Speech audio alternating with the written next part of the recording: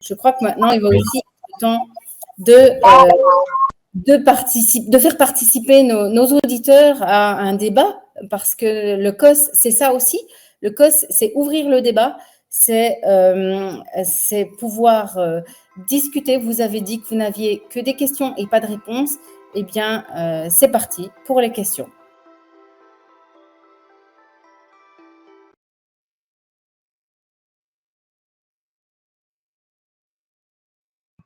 Salut Laurence, salut. Bonjour à tous, salut. Alors, le chat s'agite énormément. Bonjour Catherine, que nous n'avons pas encore vue. Bonjour Kevin. Jacques est-il bien là? Alors, je remercie énormément toutes les personnes qui sont intervenues et qui interviennent encore dans le chat. C'est passionnant, c'est mouvementé aussi. Il faut comprendre que nous avons été obligés de faire cette émission en différé pour une bonne partie. Et donc, ce que vous venez de voir a été enregistré il y a quelques jours. Mais nous allons maintenant pouvoir intervenir pour répondre aux questions qu'on a relevées qui nous ont semblé pertinentes. Alors, c'est peut-être un petit peu en vrac aussi parce que y a énormément de choses qui sont apparues en cours de route. Donc, je vais peut-être commencer par vous demander, les next doses, avez-vous été payé? Avez-vous eu des avantages, un avantage quelconque à faire ces travaux? Voilà. Moi, pour ma part, comme je suis infirmier, je me permets de le montrer parce que des fois, on peut douter. Mais je suis bien infirmier et aussi laborantin. Voilà. Et j'ai perdu mon métier que j'aimais profondément. Et pendant 20 mois, je me suis passé de mon salaire. J'ai donc vendu ma maison. Et avec cette somme d'argent, non seulement il fallait que je vive, mais on s'est permis d'acheter un microscope puisque c'est un outil que j'aime et qui me passionne, qui m'a toujours passionné.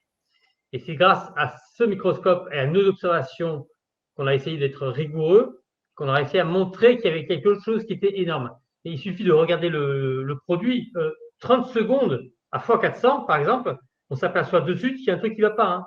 Il ne faut pas chercher pendant 3 heures. Hein. Vous prenez le modèle Moderna, par exemple, c'est le plus flagrant, les autres sont plus discrets. Mais chez ce modèle-là, vous pouvez de suite voir qu'il y a un truc qui ne va pas. Et les micropuces, on les voit. C'est une évidence. Pour répondre à ta question, Laurence, oui. effectivement, on n'a absolument aucun conflit d'intérêt, que ce soit Sébastien ou moi. Pour le coup, que ce soit au niveau politique, médiatique ou scientifique, on n'est rattaché à personne. Donc, effectivement, Sébastien a vendu sa maison, mais il n'est pas non plus blindé pour autant, hein, parce qu'il avait un crédit à rembourser. Donc, ça lui a permis d'avoir un petit peu d'avance pour pouvoir s'acheter son camping-car, entre autres, pour continuer à aller voir ses enfants. Et on investit tout ce qu'on avait d'un côté comme de l'autre pour pouvoir faire tous ces travaux-là depuis 3 ans. Ça a été vraiment un sacrifice de notre côté.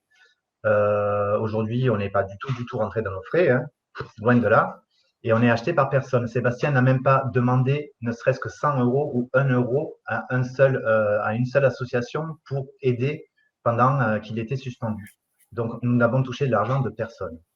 Ça, c'est vraiment important à préciser. Effectivement, on est totalement indépendant et on est fiers de l'être. Parce qu'honnêtement, c'est aussi notre leitmotiv, c'est d'être au-delà de tout soupçon.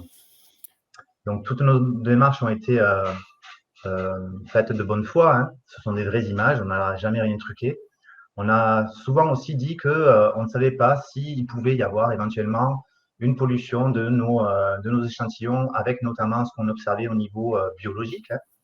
Mais au niveau par exemple, des poussières qu'on pourrait observer, ce qui est le plus étrange, c'est qu'on n'observe que ces fameux filaments uniquement chez les personnes vaccinées au tout début. Jamais dans les fioles pures. Jamais. Donc, nos lames et nos lamelles sont propres. Donc, quand nos lames et nos lamelles sont propres, on observe un flacon neuf et on n'a jamais de filaments à l'intérieur. Faites-vous Mais quand on observe du sang, là, on a ces fameux filaments. Pardon ? Ce que je voulais demander, c'est avez-vous traité différemment, d'une façon moins minutieuse, les lames qui ont servi à examiner le sang des vaccinés ou les vaccins eux-mêmes par rapport aux lames que vous avez utilisées pour regarder Non, parce qu'en fait, quand on travaille les lames et les lamelles, d'abord, les lamelles sont forcément d'usage unique, elles sont jetées après, tout en œuvre. trop fragiles. Et les lames, on ne nettoie pas parce qu'on utilise toujours des lames neuves, tout le temps. Donc, on n'a pas de lamelles à récupérer ou à nettoyer. Donc, elles sortent du carton, instantanément, elles sont utilisées.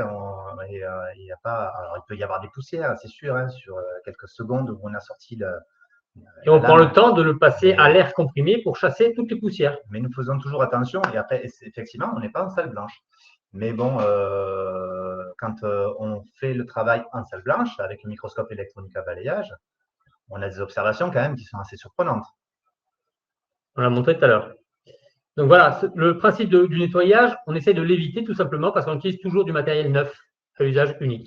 On nous dit que les lames neuves sont non stériles et qu'elles sont grasses. Alors, grasses, je ne sais pas moi, hein, quand je prends mes lames, elles sont propres. Non, hein. Il n'y a pas de grâce. Hein. Elles sont tout à fait propres, elles sont limpides, il n'y a pas de problème. Et je n'ai pas de gras dessus. Et quand je regarde mes lames neuves, parce que je le fais aussi parfois, quand je regarde mes lames neuves avec la solution magique, je n'observe pas non plus de corps bleuâtre.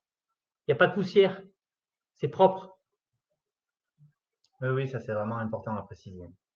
Alors, il y a certains éléments. Et c'est la même marque que vous avez utilisée tout le temps? Tout le temps, tout le temps, tout le temps. Alors, on a repéré qu'effectivement, les lames, étaient séparées les unes des autres par un petit filet, un petit papier, qu'on appelle le papier Joseph, qui est connu en plus en laboratoire. Mais quand on le regarde au microscope, ça n'a rien à voir. C'est pas du tout le même produit. Il est blanc d'abord, il n'est pas bleu du tout, il est blanc. Et il ne se déchire pas. Il déchire très difficilement. Il est fait pour. Mais en tous les cas, on ne le retrouve jamais sur les lamelles. Alors, si en plus on prend soin de passer de l'air comprimé sur les lamelles, forcément, il y a peu de chances qu'on retrouve des éléments. Ça pourrait arriver, mais pourquoi on ne le retrouve pas sur les lames qu'on regarde quand on met le produit magique? Il devrait y en avoir aussi, et on n'en trouve jamais. Avez-vous pensé à interroger les patients que vous avez examinés sur leurs antécédents médicaux et éventuellement sur leur exposition antérieure à d'autres dispositifs médicaux, opérations, que sais-je?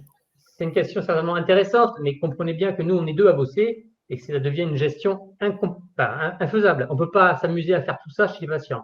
Ce serait intéressant, j'en suis sûr. Et d'ailleurs, s'il y a des spécialistes qui nous écoutent, qu'ils fassent leur démonstration et puis qu'on en parle, On ne demande pas autre chose. Hein. On demande quand même toujours un petit résumé des derniers mois et de comment ça s'est passé, etc. Hein, des antécédents personnels rapides et des effets secondaires éventuels après injection. Mais après, on ne va pas rentrer dans les détails. On n'est pas là pour faire des dossiers de patients. On ne fait pas des consultations de patients. On reçoit des personnes. Voilà, ça n'a rien à voir avec ce qu'on peut faire dans un cabinet ou dans un vrai laboratoire. Hein. D'accord. Ben oui, vous auriez besoin d'aide. C'est même pas besoin d'aide, en fait, Laurence. C'est que c'est pas notre travail. Il faut qu'il y ait des équipes qui fassent ce travail-là, qui prennent des cohortes de 100 personnes, 50 personnes vaccinées, 50 non vaccinées, qui fassent des études sérieuses avant, après vaccination. Qui poussent les machines jusqu'au bout, qui mettent le sang au microscope électronique à balayage pour voir quelles images ils obtiennent. Tout à fait. Après, voilà, il y a des moyens aussi techniques qui sont difficiles à obtenir et qu'on a pu avoir pour quelques observations et qui sont sans appel. Ce ne serait pas difficile à récupérer ça. Hein. Franchement, c'est très facile. Surtout en France. Alors, notre sang, quand on le regarde, c'est soit du sang qu'on prend au bout du doigt, donc c'est une piqûre directe, hein, Anise, si tu m'entends. C'est une piqûre directe au bout du doigt. Tu comprends? Soit parfois, il nous était envoyé par flacon, mais celui-là, on préfère l'éviter parce qu'on préfère largement le sang en prise directe. Catherine est là présente, elle peut tout à fait témoigner de ce qu'on a fait. Tout à fait, on fait tout en fait en extemporané, comme on dit. Hein. Donc c'est en direct et on observe directement le sang au microscope pour pas qu'il y ait en fait de temps où le sang pourrait être vraiment lésé et commencer à se détériorer. Et ça, c'est vraiment les conditions idéales, c'est quand on a vraiment la personne avec nous.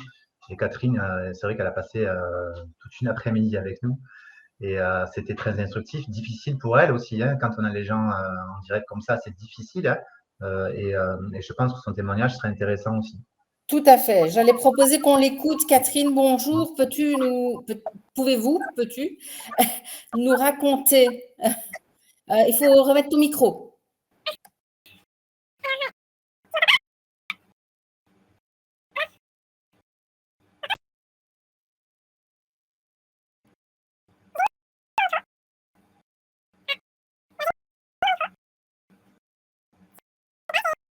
Il y a un problème technique, je crois.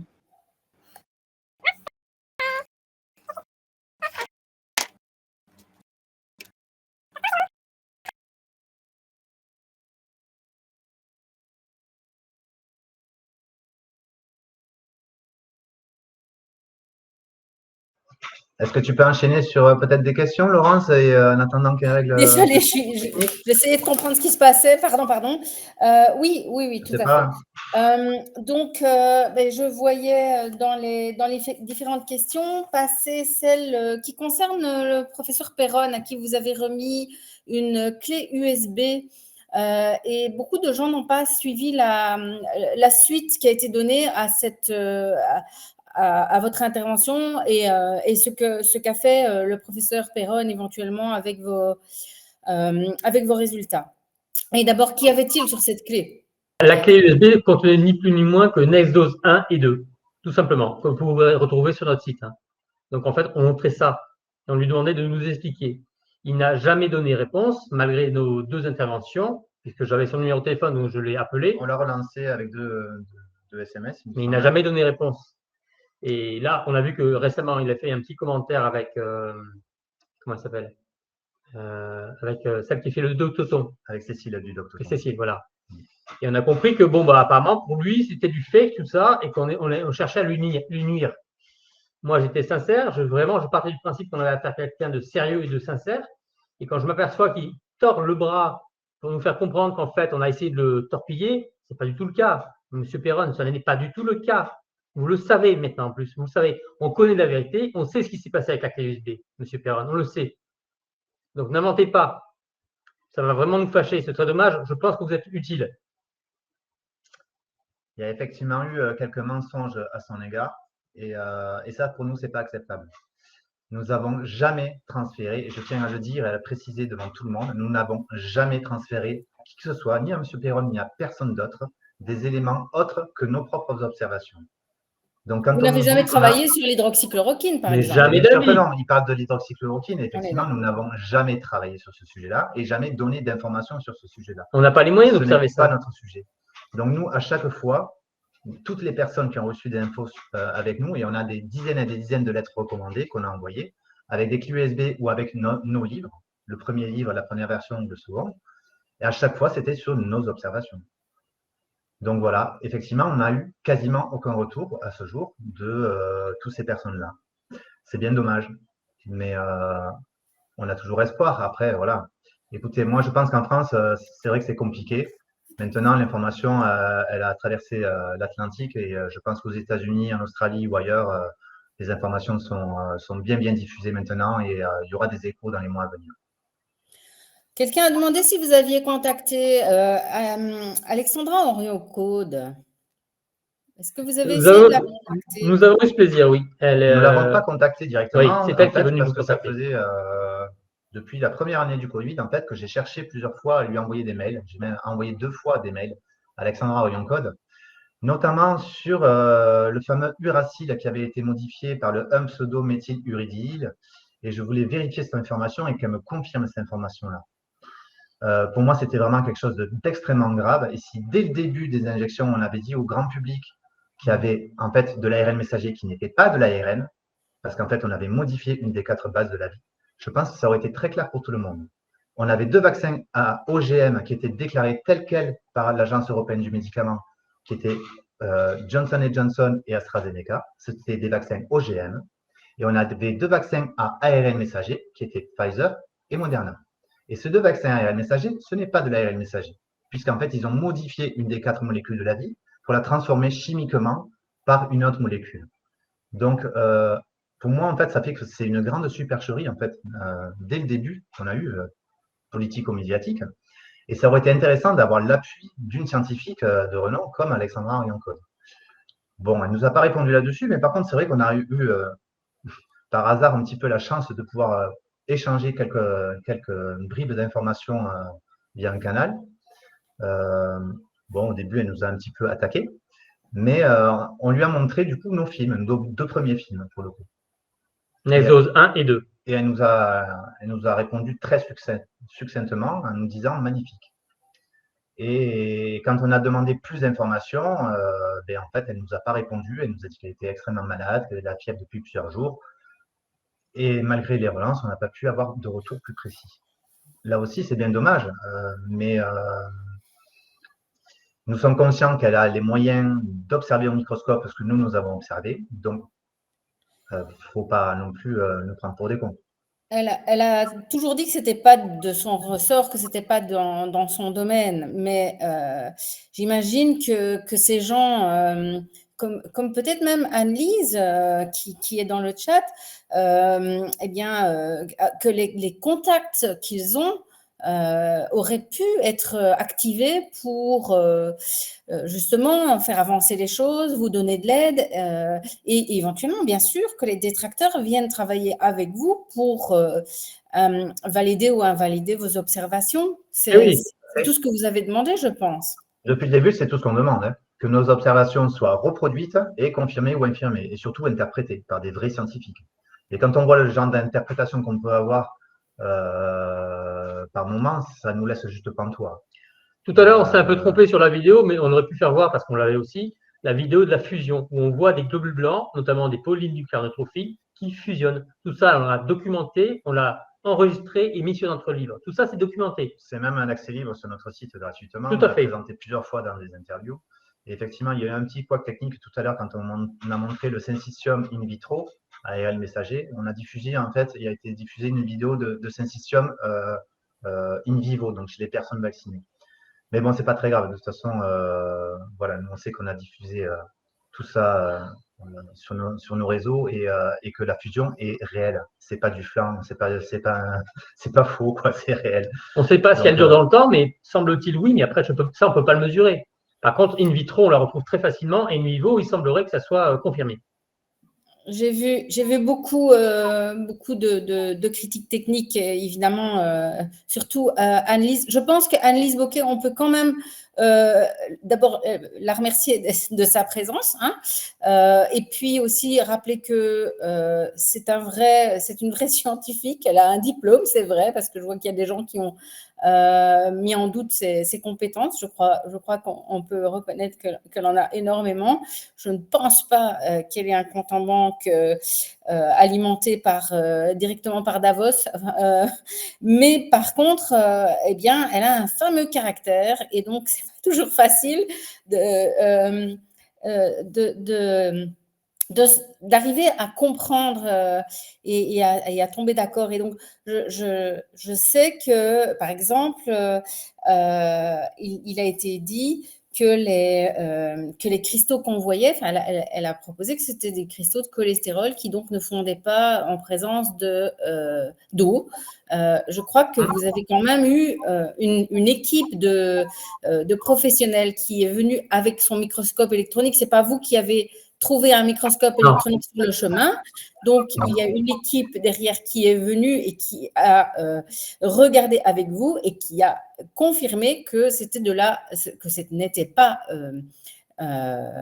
biologique, que ce n'était pas naturel et que c'était donc l'intervention humaine de l'ordre de la nanotechnologie, de même que les filaments, les espèces d'antennes que vous nous avez montrées qui sont usinées ne peuvent pas être des dépôts d'amyloïdes. Ah non, tout à fait. Là, on confirme, on est sûr de nous parce que de toute façon, ce sont des experts en microtechnologie qui font ces observations tous les jours au quotidien, qui travaillent avec ces matériaux-là. Et donc, du coup, ils connaissent leur travail. Moi, je suis désolé, un scientifique qui travaille en biologie connaît la biologie, un scientifique qui travaille dans la microtechnologie connaît la microtechnologie. Donc, quand la personne nous dit, ça, on en fabrique tous les jours, et c'est bien sur Terre, hein, c'est bien aujourd'hui. Bon, voilà, c'est que ça existe et c'est utilisé, mais c'est utilisé dans l'industrie. Ce n'est pas censé être utilisé chez l'homme, ou alors avec son accord. Et aujourd'hui, en fait, on est dans le cas d'un dispositif médical implantable qui a été réalisé à l'insu des personnes. Et ça, c'est inadmissible. Et aujourd'hui, effectivement, les dernières images où on montre des micro-antennes, c'est bien du matériel qu'on peut assimiler à de la microtechnologie et qu'on a retrouvé dans le sang d'une personne vaccinée. Donc là, ça pose de sérieuses questions. Et aujourd'hui, on est effectivement… Après, je comprends parfaitement qu'un infirmier ou un naturopathe qui joue à ça et découvre tout ça, je comprends pour des gens qui sont hautement diplômés, c'est un peu vexant. Je le perçois. Mais nous, on s'en fout, hein, c'est pas la question. On veut travailler avec vous. Si vous êtes d'accord, on veut travailler avec vous. Moi, honnêtement, depuis le début, on ne cherche pas les honneurs, hein, vraiment. On en a un peu rien à foutre, en fait. C'est pas du tout ce qu'on recherche, la notoriété ou quoi que ce soit, ni l'argent. Donc aujourd'hui, nous, on est là pour essayer de trouver un début de vérité, d'explication et de cohérence dans tout ce qu'on a subi depuis 3 ans ou 4 ans. Et on commence à avoir des explications et heureusement qu'il y a des gens éveillés au niveau international parce qu'en France, en fait, c'est juste l'omerta et c'est juste incroyable, en fait, toutes les sottises qu'on peut entendre au niveau scientifique. Donc, moi, je veux bien qu'il y ait une réalité, mais il y en a aussi une autre. Quand on regarde des vaccins ARN messagers qui sont avec des nanoparticules lipidiques, on est sur une échelle à 10 puissance moins 9 mètres. Donc, on ne le verra jamais. Quand on regarde au microscope, on est censé voir rien du tout. Ah oui. Mais là, à chaque fois qu'on a regardé toutes les fioles qu'on a pu voir en ARN messager, à chaque fois, on a observé des éléments de taille micrométrique. On les a vus vivre, on les a vus évoluer. Donc, il faut arrêter de se foutre de notre gueule. Effectivement, on a bien des éléments qui sont de taille micrométrique dans tous les vaccins qu'on a pu observer. Alors, on a même relevé des parasites, parce qu'on l'appelle parasite parce qu'on ne sait pas exactement. Moi, ça me fait penser à mes cours de parasito à l'époque. Donc, on les a filmés et on les a montrés. On nous renvoie que ce sont des spermatozoïdes. Mais c'est complètement absurde. Un spermatozoïde, c'est beaucoup plus petit. Je ne verrai jamais ça. Et puis, qu'est-ce qu'un spermatozoïde ferait là? Des spermatozoïdes dans le sang, ce serait inquiétant quand même. Hein. Dans le sang ou même dans la fiole, ça n'a aucun sens. C'était pas dans le sang, parce qu'effectivement, dans Exos 2, on avait montré effectivement le développement d'un parasite qui était assez volumineux au niveau de la tête, avec une longue queue, et qui se déployait même sous nos yeux. Donc c'était très surprenant. On l'a filmé pendant plus d'une demi-heure, voire 40 minutes même. Et on a montré un extrait d'une vingtaine de minutes dans Exos 2 de façon un petit peu accélérée. Alors, Anise, si tu es dans le coin, on va te montrer une photo, une image, hein, un film, où on fait voir les deux, notre parasite et un spermatozoïde. Pour le coup, c'est nous qui avons fourni le spermatozoïde. Hein. D'accord? Ça te va? C'est OK pour toi? Et effectivement, quand on nous dit que ceci est un spermatozoïde, alors que c'est probablement un parasite, ou en tout cas quelque chose de ce style-là, de cet ordre-là, quand on fait la comparaison, c'est juste c'est incomparable. Et puis de toute façon, c'est impossible qu'on trouve un spermatozoïde dans un flacon. Faut arrêter de nous prendre pour des cons. Là aussi, franchement, ce sont des explications de scientifiques où on dit mais faut arrêter de nous prendre pour des cons. C'est vraiment de la foutaise, quoi. Voilà. Moi, je veux bien à un moment donné qu'on puisse débattre et échanger, mais sur des choses qui sont un petit peu audibles. Là, c'est pas audible. Donc voilà. Après, on est toujours ouvert à la discussion, mais avec des gens qui déjà sont dans le respect, et ça, c'est pas toujours le cas. Oui. Et en plus, qui peuvent amener des éléments qui permettraient de faire avancer dans notre affaire. D'ailleurs, à ce sujet, on a quand même pas mal discuté et échangé, notamment avec Jean-Marc Sabatier. Il ne s'est jamais montré impoli. À minima, il nous écoute. C'est juste ce qu'on demande. Hein. On ne demande pas plus. Le minimum de respect d'humain à humain. Ça, c'est la moindre des choses. Tout à fait. Alors, quelqu'un disait quand même, tiens, moi j'ai la même chose que Kevin comme symptôme, il y a un loup. Alors, effectivement, même si on peut avoir un doute éventuellement sur la qualité de la façon dont vous avez nettoyé les lames uniquement pour regarder le sang des vaccinés et les flacons de vaccins, il y a quand même des choses. Enfin, moi, je suis clinicienne, moi, je suis médecin, je soigne des gens qui ont des plaintes. Je ne suis pas avec un microscope et je ne sais pas ce qu'ils ont dans le sang. Mais quand j'entends les gens qui, comme Kevin me raconte des choses, des symptômes, et qui me disent clairement que c'est arrivé à partir du moment où ils ont reçu un certain produit expérimental, le minimum du minimum pour un médecin consciencieux, c'est de se demander s'il n'y a pas un lien. Tu peux peut-être rebondir là-dessus, Kevin? Oui, tout à fait. Alors, déjà, ce que vous dites par rapport au nettoyage des lames, qui serait, entre guillemets, sale, Il y a un phénomène un peu similaire qui est retrouvé au niveau des dialyses, où des fois les machines sont mal nettoyées ou les filtres ne sont pas changés. Voilà, pour avoir discuté avec une hémato l'autre jour, voilà, j'ai appris ça. Donc, il n'y a pas non plus que entre guillemets, vos recherches où il peut y avoir des perturbations. Voilà, même dans les CHU, il y a des perturbations qui sont observées. Voilà, ça faut le dire. Pourtant, c'est des gens qui font ça tous les jours et qui sont professionnels dans le secteur de santé. Et puis, il y a d'autres équipes qui ont fait les mêmes opérations à l'international. Il y a les Espagnols, il y a les États-Unis aussi. Après, je pense que le fait de dire qu'il y a des poussières sur les lamelles, c'est aussi une façon de discréditer la chose et de ne pas vouloir regarder la vérité, quoi. Ouais, un peu de respect pour le travail des gens. On peut quand même, au minimum, leur prêter les bonnes intentions et qu'ils soient quand même techniquement corrects. Ça me paraît. Tu vois, Laurence, dans mon cas, les labos n'ont pas voulu faire le frottis, Ah oui, qui oui. était pourtant prescrit par la médecin, et la médecin n'a pas voulu regarder les images fournies par Guillaume et Sébastien. Bon, bah, Il y a quand même un loup avec tout ça, parce que Kevin n'est pas la seule personne. Il y a des dizaines de personnes qui demandent de reproduire nos observations. Et à chaque fois, on a le même résultat. En état frais et en frottis sanguin. Et tous les laboratoires de France refusent, que ce soit dans le nord-ouest, dans le sud-ouest, dans le sud-est, un petit peu partout. On a plusieurs témoignages, on a plusieurs personnes qui ont fait des demandes, qui ont des ordonnances médicales et où les laboratoires refusent de faire le travail. Il y a juste une exception, un CHU qui nous a dit mais nous, on ferait le travail, mais uniquement s'il y a une décision juridique. Donc, c'est marrant parce que pour porter plainte pour empoisonnement, il faut apporter des preuves. Donc, il faut bien avoir des observations validées scientifiquement par des vrais labos. Et le problème, c'est qu'en fait, les labos nous disent non, mais c'est uniquement s'il y a une décision juridique qu'on va faire les observations demandées. Donc, c'est un petit peu fort de café. Ouais. Après, par rapport à ce qui était remonté tout à l'heure dans la vidéo, par rapport aux antécédents médicaux des gens qui vous envoient éventuellement des échantillons de sang, peut-être vous rapprocher si vous avez dans vos contacts quelqu'un qui est informaticien, qui pourrait vous aider à faire un outil genre un tableur Excel ou autre pour recenser différentes choses. Oui, mais franchement, l'idéal, si on veut éviter les parasites et autres, ce serait d'avoir le sang direct, le sang au bout du doigt. Comme ça, ouais, on élimine tous les problèmes de poussière et compagnie. C'est quand même plus simple pour nous. En plus, on pourrait mesurer chez cette personne plein d'autres paramètres. Tout à fait. Notamment les adresses MAC ou les champs électromagnétiques. C'est comme ça qu'on essaie de faire quand on peut. Après, comme avec toi, tu étais loin, on a fait différemment. Et moi, je sais que tu fais partie d'un groupe. Oui, on peut encore s'organiser, mais ça habite quand même assez loin. Et on sait que tu bosses avec d'autres groupes, d'autres personnes qu'on a aussi observées. Chez qui on a aussi observé des formations singulières sur le sang.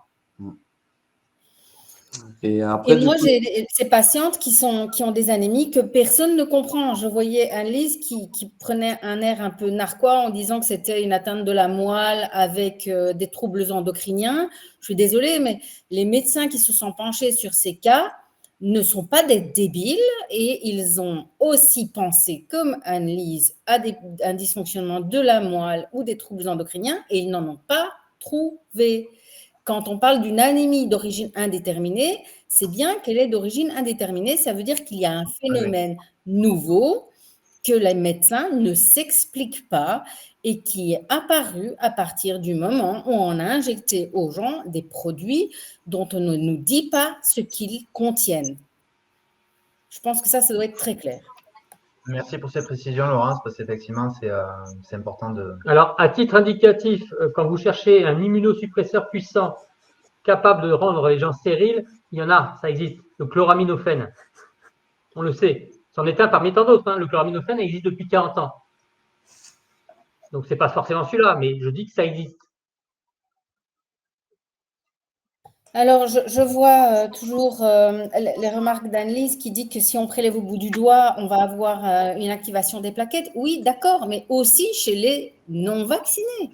Donc, on revient toujours à la même remarque. il y a une différence inexplicable entre le sang vacciné et le sang non vacciné. Ah bah ça Quelle y est. que soit la de nettoyage. Rebonjour Catherine, avec une voix Est-ce que normale. vous m'entendez cette fois? Est-ce que vous m'entendez? On t'entend, Catherine. On t'entend. J'étais- On est content de t'avoir récupéré. Et on va peut-être en profiter tant que ça marche pour te donner la parole et que tu puisses nous expliquer ce qui t'arrive à toi et pourquoi, comment. Voilà, je te laisse la parole. Merci pour cette belle émission que j'ai quand même suivie depuis le début. Puis merci à Sébastien et Guillaume encore une fois. Merci à Kevin. Ça m'intéresserait même de parler avec toi en privé après. Alors donc moi, en fin de compte, c'est une histoire qui a commencé donc avec en 2021, en juillet 2021, où mes fils étant à l'étranger, ils m'ont dit bon bah on arrive, il faudrait faire l'injection parce qu'on va faire des activités, etc. Je leur ai dit moi écoutez, j'ai pas potassé le sujet puisque je ne regardais pas la télévision, j'étais au courant de rien. Et il y avait 4 types d'injections et je ne savais pas quoi choisir. Et pour moi, en fait, j'avais pas envie de le faire. Et puis, mon plus jeune, j'accélère un peu dans mes explications, hein. Donc, mon plus jeune voulait absolument le faire. Et moi, j'essayais de discuter avec lui. Alors, il me disait, mais tu sais, maman, j'ai déjà appris pas mal de choses sur la vaccination, puisqu'il est étudiant, pas en médecine, mais enfin en kiné. Et donc, il me disait qu'il avait fait des sujets là-dessus. Et moi, je dis oui, mais je ne sais pas pourquoi il y a 4 types de vaccins qu'on propose, lequel serait mieux, etc.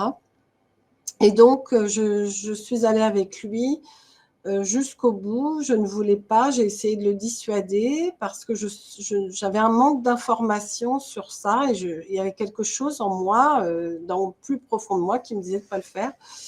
Mais je l'ai quand même accompagné parce qu'il insistait pour le faire. Donc, il avait 20 ans, donc il était majeur, hein, donc.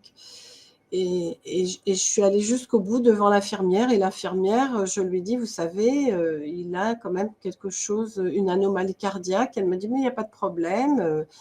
Et puis, vous allez être libre, madame, quand vous l'aurez fait. Et donc, la mort dans l'âme, je l'ai fait. J'ai fait donc une dose. Et 15 jours après, mon fils est parti tout seul pour faire la deuxième dose. Je n'ai pas voulu la refaire parce que je me suis aperçue que donc... ça ne me convenait pas et voilà. Donc, et puis le temps a passé et je me suis documentée et je me suis aperçue donc de tout ça et j'ai voulu, quand je me suis aperçue qu'il y avait des analyses de sang, enfin des gens qui observaient le sang, j'ai absolument voulu le faire et j'ai pris contact avec Sébastien et Guillaume et j'ai demandé à faire cette découverte. Et je n'ai pas regretté puisque je me suis aperçue de ce qu'il y avait donc dans mon sang. Et ça a été une découverte. Et donc, j'ai filmé cette analyse. Enfin, ce n'est pas une analyse, cette observation, je l'ai filmée. Et je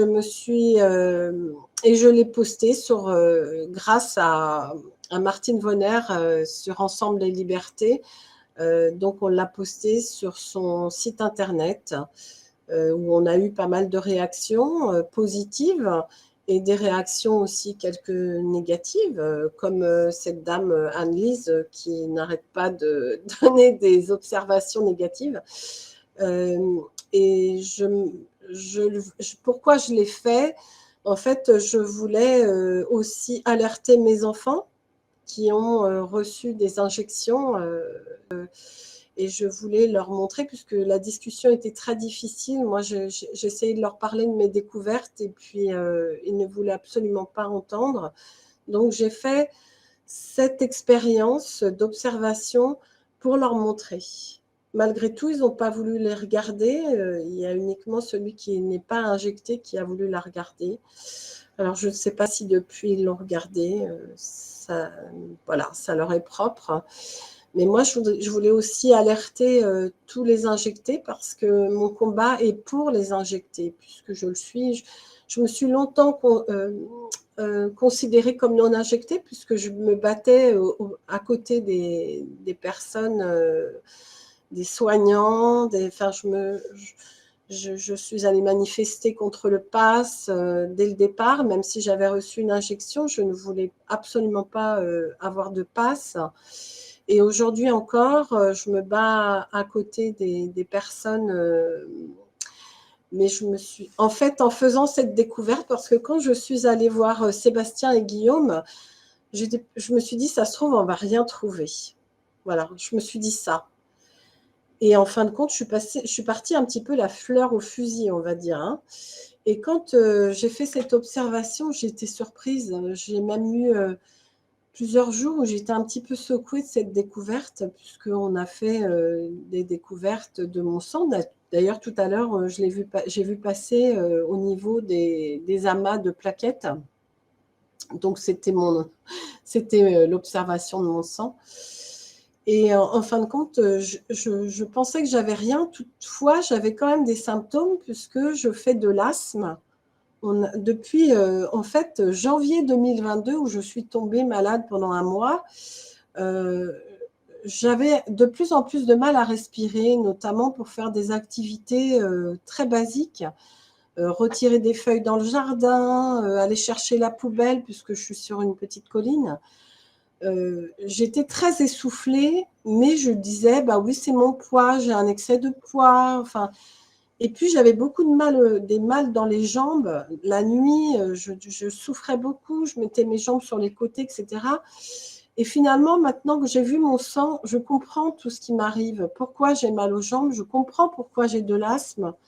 Parce qu'en fin de compte, mon corps lutte contre sans doute des objets ou des choses qui sont dans mon corps, qui ne devraient pas être là, en fait. Donc, je pense, enfin, c'est mon interprétation, hein, mais je pense qu'effectivement, j'ai peut-être même un risque d'AVC ou de choses comme ça. Donc, j'ai pris rendez-vous avec un médecin pour voir ça et j'espère lui montrer mes observations. Maintenant, on verra leur réaction, puisqu'on voit qu'il y a beaucoup de médecins qui n'ont plus qui ne sont pas ouverts à tout ce qu'on pourrait leur montrer.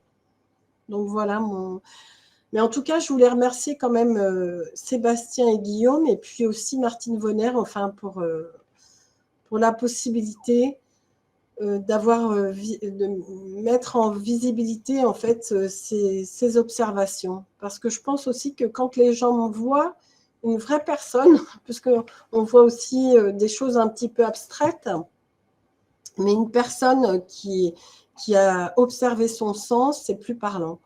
Enfin, je le pense, je l'espère. Voilà. Ce qui est parlant, c'est que nous voyons bien dans nos familles. Là, je vois quelqu'un qui parle de sa famille qui va pas bien, d'autres personnes parlent de turbocancer. D'ailleurs, la fusion des globules blancs ne fait pas naître les turbocancers, mais c'est la défaillance du système immunitaire qui probablement permet l'échappement de cellules cancéreuses et leur développement. Et après, qu'y a-t-il d'autre dans ces flacons? Nous n'en savons rien. Donc, il y a peut-être aussi des accélérateurs, mais je pense que la fusion des globules blancs n'est pas en lien direct avec la naissance des turbocancers. Ça n'engage que moi, évidemment. Mais c'est vraiment... c'est parlant, en fait, d'ouvrir les yeux, de regarder autour de nous. Ce qui est beaucoup plus difficile, c'est d'oser parler. Et il y a de plus en plus de gens qui ont peur parce qu'on entend effectivement parler de solvant 6505 qui est apparemment tellement toxique que normalement il doit être éliminé par 2 personnes pour bien respecter le protocole. On entend parler également de brevets de la DARPA, qui est le département technologie et innovation de l'armée américaine et qui est sans doute derrière tout ça. Quoi d'étonnant alors de se dire qu'ils ont utilisé leur pouvoir et leur connaissance pour faire une expérience gigantesque sur l'humanité. Alors, à quoi ça sert d'avoir injecté des produits chez les gens qui sont morts? Ben, je pense qu'ils l'ont fait et ils ne savaient pas exactement qui allait vivre et qui allait mourir. Ah oui, C'est complètement aléatoire, puisque chaque personne sur cette planète est différente. Nous sommes tous différents et nous avons un bagage génétique différent. Et donc, la réaction qu'on va avoir à un médicament, a fortiori à un médicament toxique, va nous être propre. Et voilà, je crois qu'il n'y avait pas beaucoup de... Ils ont les moyens, ils ont le fric, ils n'ont pas les scrupules. Donc, voilà, après. sans compter que les doses ne sont pas toutes les mêmes. Elles n'ont pas forcément été dosées toutes de la même façon. C'est ça, moi je pense aussi, quand on regarde, puisque quand vous avez expliqué, quand on a fait mon observation, vous aviez expliqué que vous pouviez reconnaître si les gens avaient été injectés du Pfizer ou s'ils avaient été du Moderna ou de l'AstraZeneca. Donc je pense que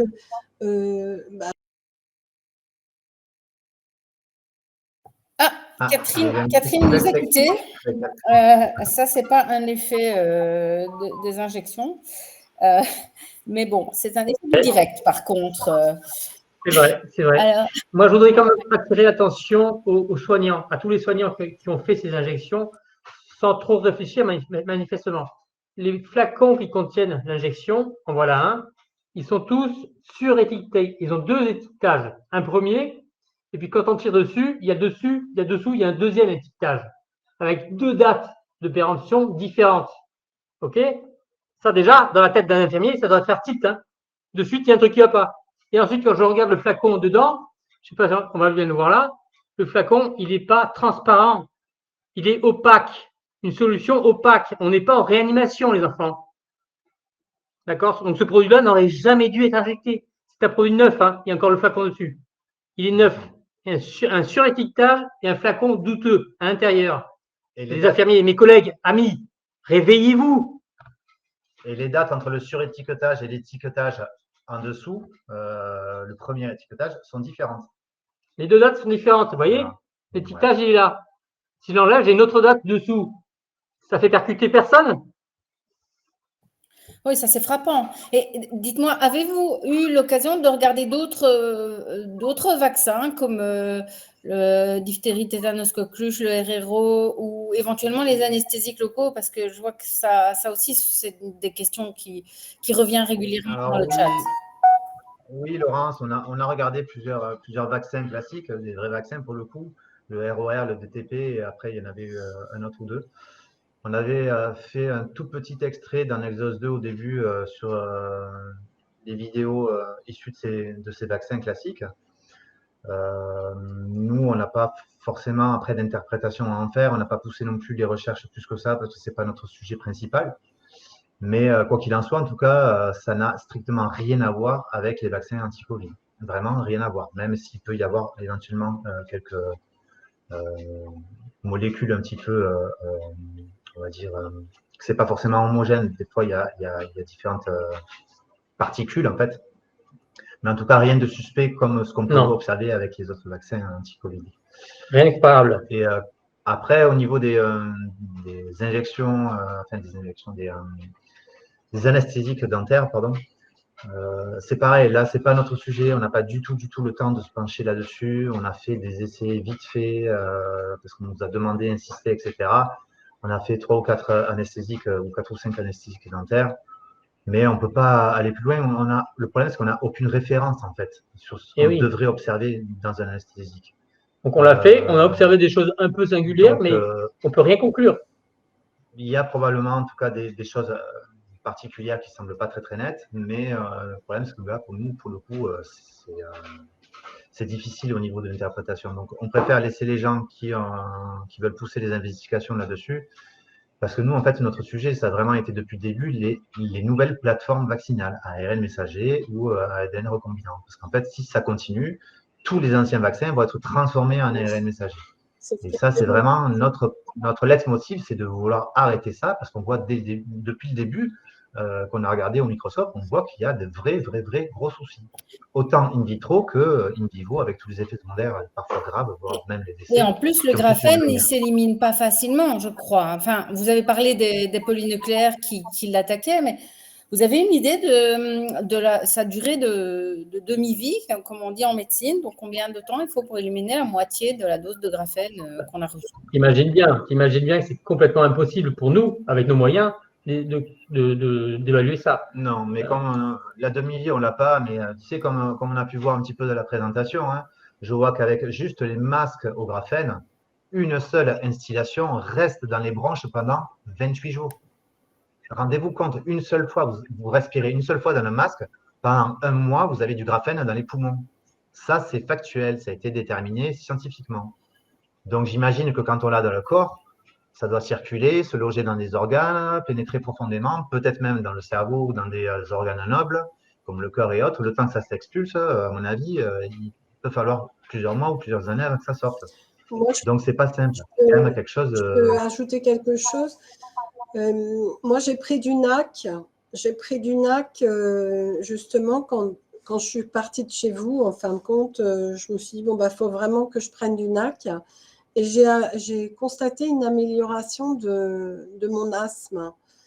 Et dès que j'arrête le traitement du NAC, j'ai à nouveau les branches encombrées. Donc, je pense que le NAC, il faut en prendre longtemps. Kevin, tu confirmes? C'est ce qu'on pense aussi. Ouais, alors moi j'en ai pris suite aux préconisations de Laurent, qui m'a soigné, bon, qui était un médecin suspendu. J'ai pris du NAC, j'ai pris aussi d'autres compléments, mais ouais, je pense que le NAC agit beaucoup. Moi, c'est en partie le NAC et les antioxydants qui m'ont aidé à reprendre une forme et puis avoir de l'énergie, puis pouvoir faire du sport, pouvoir avoir une activité physique au travail. Voilà quoi. Après, on imagine que comme un seul flacon, nous rappelle Jacques qui est en coulisses là, un seul flacon peut permettre d'injecter 10 personnes et que la façon dont on prélève va créer des petits tourbillons. Il va y avoir une distribution complètement aléatoire du graphène et des nanotechnologies. Et du coup, les effets de ces antidotes vont aussi être différents, non seulement parce que notre métabolisme est différent, mais parce qu'en plus, on n'a pas reçu la même chose et que de cerise sur le gâteau, il semble qu'il y ait des lots différents. Donc, c'est vraiment… il faut remettre vos micros, les gars. Oui. J'en profite d'ailleurs pour rappeler à mes collègues ce que disaient les pharmaciens, surtout ne pas remuer le flacon. Ouais, c'est écrit dans la notice, ne jamais secouer le flacon. Il fallait l'inverser 10 fois lentement. Et c'est marrant parce que qu'en fait, personne au niveau médical n'a compris pourquoi est-ce qu'il ne fallait pas mélanger de façon agitée, de façon vigoureuse le flacon. On ne comprenait pas. Personne n'a compris, personne n'a pu l'expliquer. Par contre, si on voit de la microtechnologie très petite, donc fragile aussi, comme on a pu le voir, certaines sont cassées, les micro-antennes, effectivement, ça s'explique. Pourquoi est-ce qu'il ne fallait pas secouer les flacons comme des dingues? Voilà, une des explications. Bref, effectivement, après, il y a des lots différents et ça, on peut le voir grâce aux données du VAERS aux États-Unis. Les données de pharmacovigilance aux États-Unis sont très, très précises, alors qu'en Europe, on a des choses… Bref, c'est pas génial. En France, c'est encore pire. Mais aux États-Unis, avec le VAERS, on a des données très spécifiques qui précisent du coup les lots. Et sur les lots vaccinaux, on peut cibler le nombre de personnes qui ont eu des effets secondaires graves, voire le nombre de décès ou tel type d'effets secondaires. Alors, juste avant que Anise rentre, parce que je crois qu'elle va partir, on se débrouillera pour avoir ton numéro de téléphone et pour qu'on échange avec toi. Moi, je suis tout à fait d'accord, mais pas sous forme d'agressivité, s'il te plaît, et pas sous forme de déni non plus. Je pense qu'on va pas tarder à t'envoyer la vidéo aussi, qu'on avait préparée aussi pour toi, pour montrer la différence entre un parasite, enfin ce qu'on suppose être un parasite, et un spermatozoïde. C'est un petit cours de science. Alors justement, Anne-Lise, elle disait que pour contrôler quelque chose, il faut tenir le manche et qu'elle ne comprenait pas comment, mais ça c'est peut-être plus pour Jacques, comment on peut contrôler des appareils puisque si on est à la fois émetteur et récepteur, chacun peut intervenir.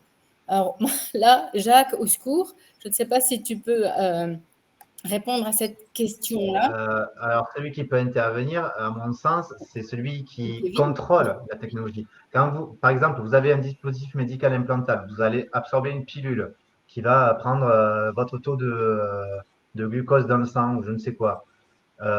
Mais c'est pas vous qui allez télécommander la pilule. C'est bien le médecin avec son ordinateur qui a l'application qui va pouvoir commander les données qu'il y a au niveau de la pilule que vous avez absorbée. Donc voilà, quoi, je veux dire, à un moment donné, c'est bien celui qui a fabriqué le produit qui a le contrôle. C'est pas celui qui l'a reçu, hein, jamais. Hein. Donc moi après, c'est ma seule réponse que j'ai, mais ça me semble un peu bizarre ces réflexions-là. Moi, j'aurais bien une question pour Jacques. Si Jacques est là, ouais, ça Si serait bien Jacques qu'il ait est son là, point de vue. par exemple, moi, on avait fait avec l'appareil de Sébastien et de Guillaume, on avait constaté sur moi plusieurs choses, et notamment à un endroit dans le dos que j'émettais quelque chose.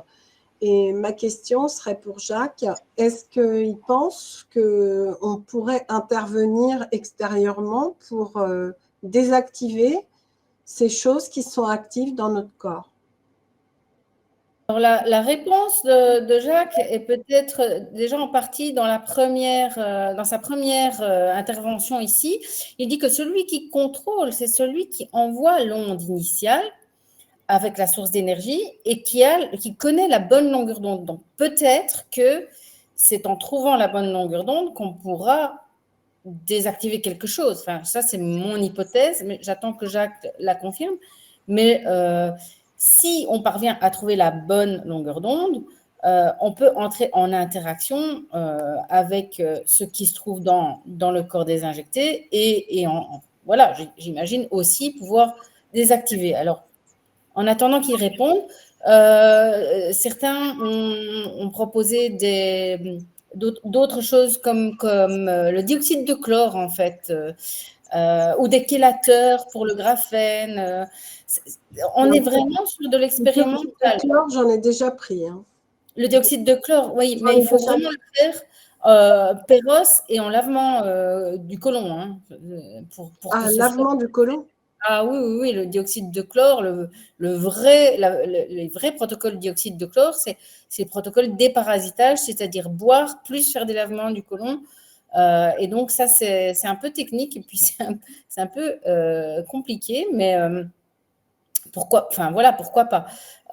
Mais comment savoir si ça va agir sur quelque chose qui n'est pas biologique? Bonne question. Voilà la réponse de Jacques. Il dit que la seule solution est de retirer les émetteurs ou de s'isoler dans une cage de Faraday sans aucune onde. Donc, retirer les émetteurs ou les détruire, mais comment? On en revient à la question. Après, dans l'observation et dans les hypothèses. Peut-être, Kevin, tu peux nous éclairer? Oui, en fait, et en plus, ça revient en lien avec une autre question qu'il y avait tout à l'heure dans le chat. S'isoler des ondes, c'est possible, mais en partie. On ne pourra jamais supprimer toutes les ondes. Les ondes, on peut les mesurer, sauf certaines. C'était l'objet de la question tout à l'heure, c'était les fréquences de HAARP. Ça, c'est des très basses fréquences. Aujourd'hui, il n'y a pas d'appareil disponible sur le marché pour les mesurer.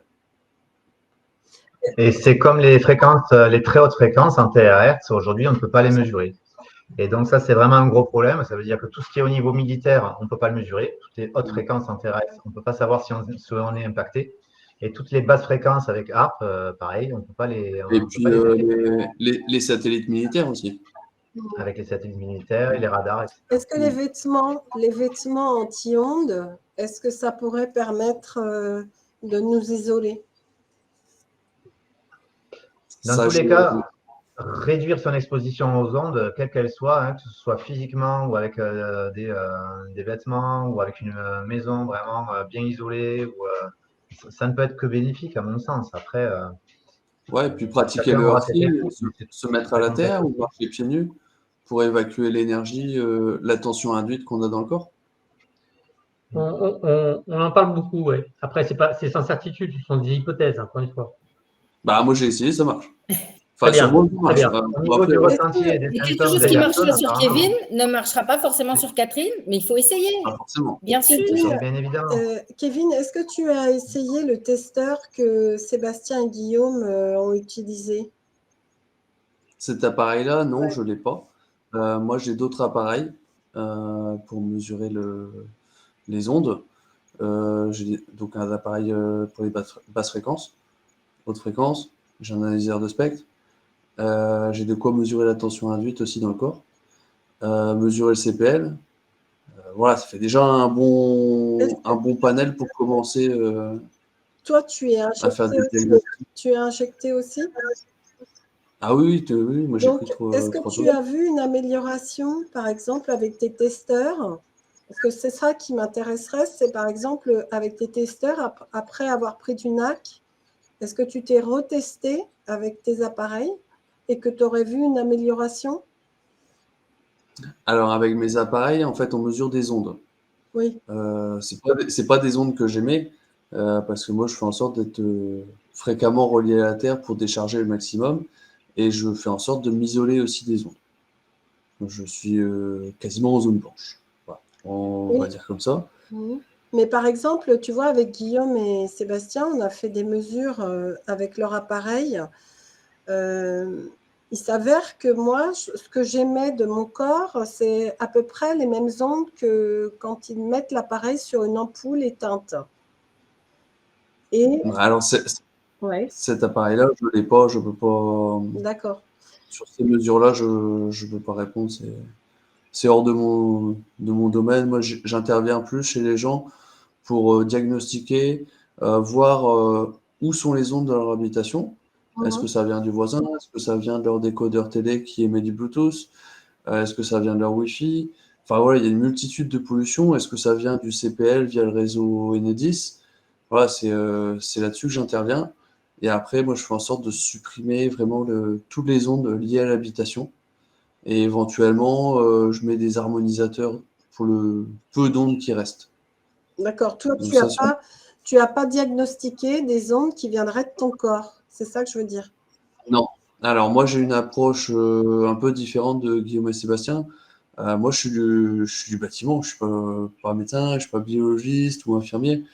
Donc je m'occupe de l'habitat et je cherche des solutions pour rendre l'habitat mieux pour les occupants. Et pour en revenir au sujet, en fait, donc plus les appareils sont petits, nous dit Jacques, plus on augmente les fréquences des ondes.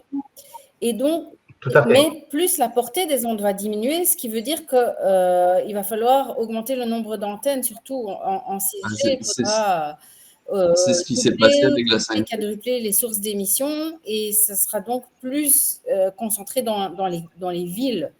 Parce que, évidemment, c'est difficile de multiplier les antennes en dehors des villes, c'est plus compliqué.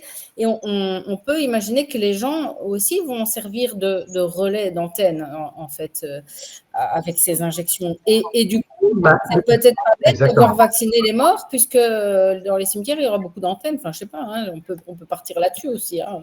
tout ça, c'est la théorie. Et moi, je ne veux pas m'étaler là-dessus parce que ce n'est pas mon domaine.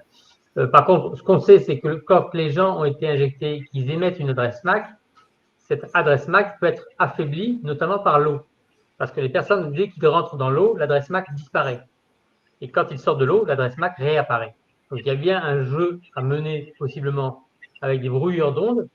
Ça peut être, voilà, ça peut être cité, on peut en parler, mais je ne veux pas m'étaler là-dessus parce que ce n'est pas notre boulot. Ouais, mais par contre, on a quand même Pour en revenir aux antennes, on avait quand même vu quelque chose, si je peux me permettre, c'est qu'avec votre testeur, on avait vu que, par exemple, moi, dehors, je n'émettais pas, si vous vous rappelez, mais par contre, quand j'étais à l'intérieur, j'émettais.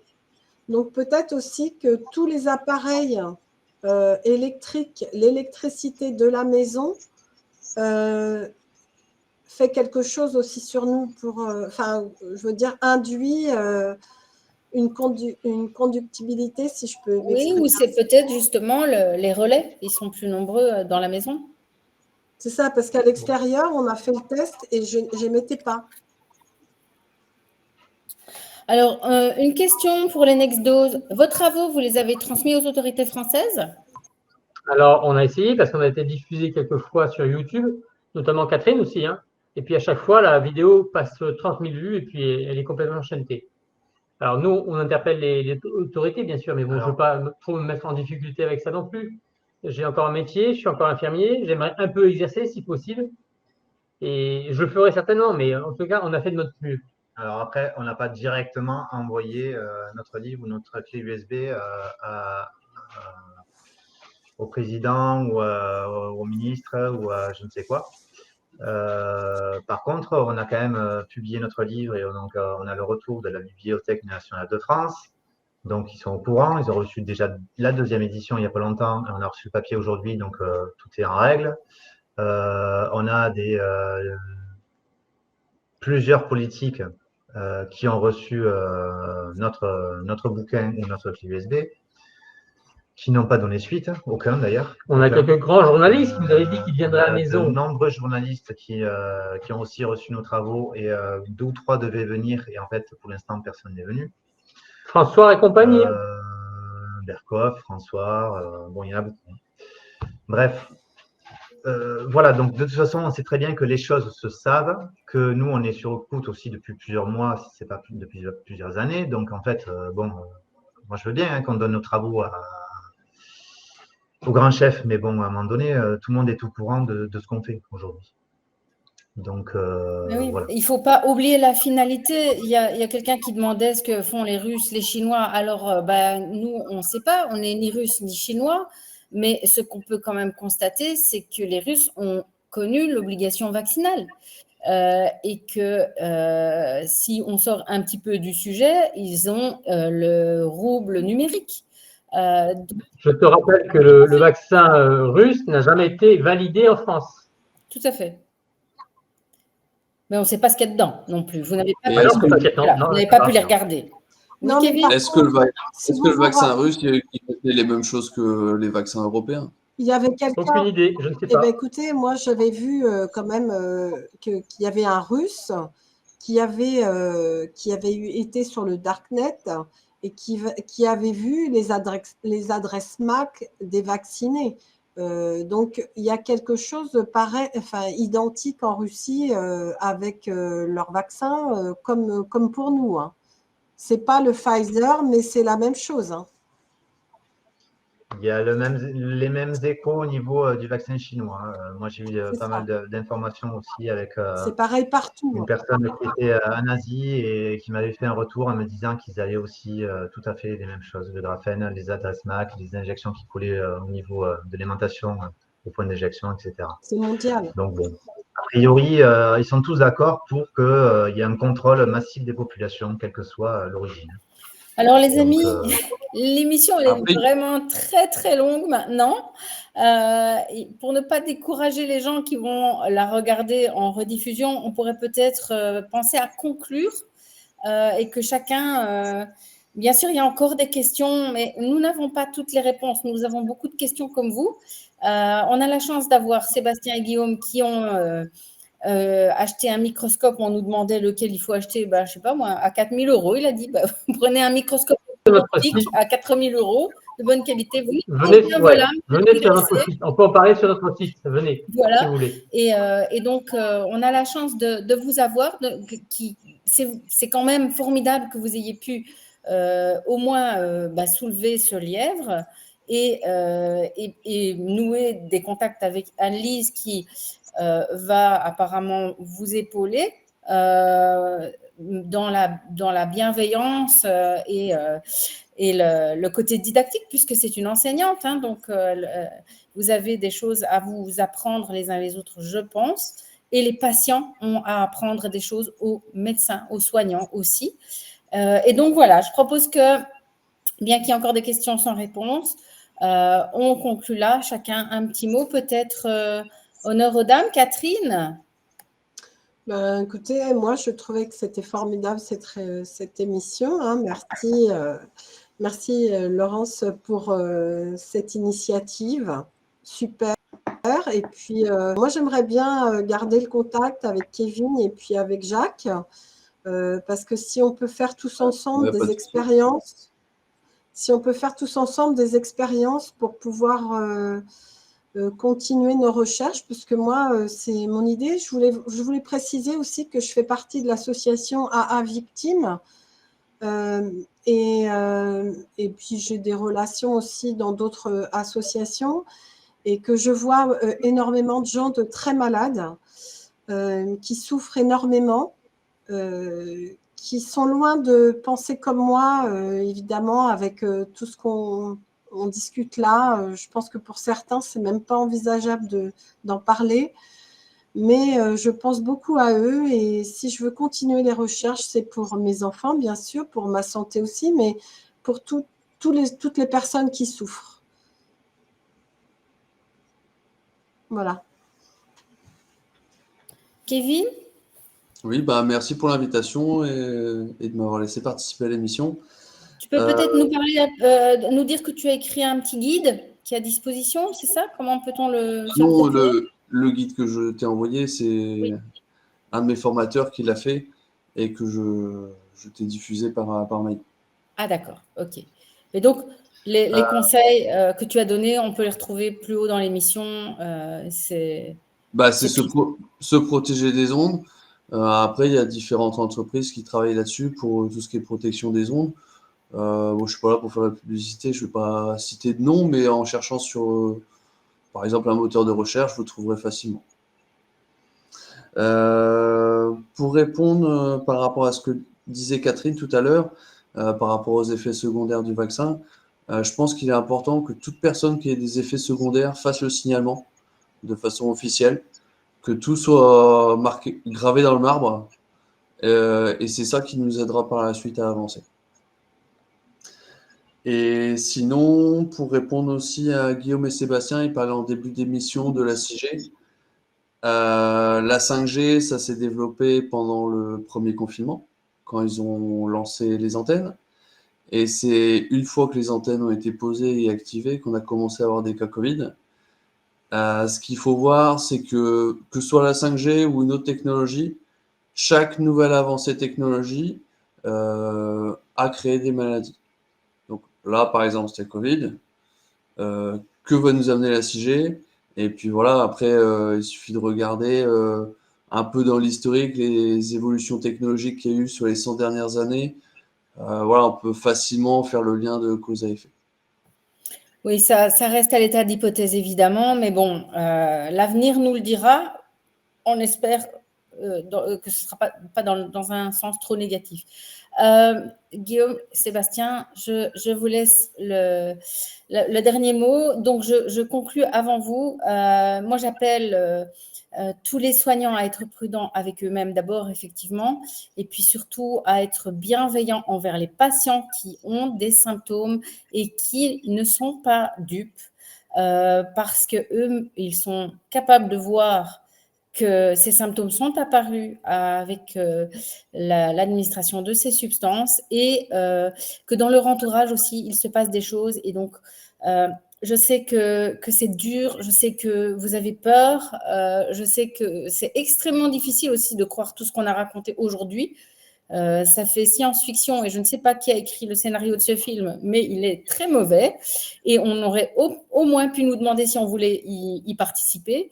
Mais donc voilà, s'il vous plaît, prudence, grande prudence et grande bienveillance à tous. Nous avons besoin de tout le monde pour soigner et pour avancer et sauver l'humanité également. À vous la parole, les gars. D'abord, un grand merci à l'équipe, parce qu'on sait que vous avez été nombreux et que vous avez bossé comme des damnés. Donc, un grand merci à tous.